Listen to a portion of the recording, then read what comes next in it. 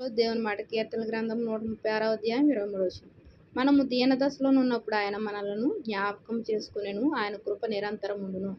ప్రియమైన దేవుని మాట వింటున్న వాళ్ళారా, దీన దశ అంటే ఏంటి?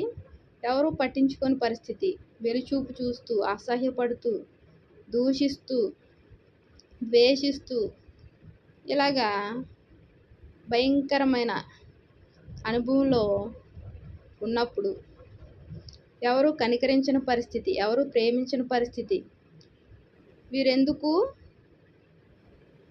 వీరు ఇక్కడ ఉండడం ఎందుకు, వీరు పూర్తిగా దూరం అయిపోతే బాగుండు అని అనుకునే పరిస్థితులు. అటువంటి పరిస్థితులు ఉన్నప్పుడు ఎవరు జ్ఞాపకం చేసుకున్నారు? మనల్ని ఎవరు జ్ఞాపకం చేసుకోవాలా?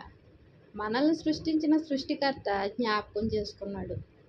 అందరూ వెలుచూపు చూస్తూ, ద్వేషిస్తూ, తిరస్కరిస్తూ, చీదరిస్తూ, చీకొట్టే పరిస్థితుల్లో ఎవరు జ్ఞాపకం చేసుకున్నారు? మనల్ని ప్రేమించి రక్షించిన దేవుడు జ్ఞాపకం చేసుకున్నాడు. ఆయన జ్ఞాపకం చేసుకోవడమే కాకుండా ఆయన కృప నిరంతరం ఉండులాగున మనల్ని ఎంతగానో ప్రేమించి ఆయన యొక్క గొప్ప కార్యాలు మన పట్ల చేస్తూ, మనల్ని పోషిస్తూ, నడిపిస్తూ, సంరక్షిస్తున్న దేవాది దేవుడు. దేవునికి వందనాలు. ఆమేన్.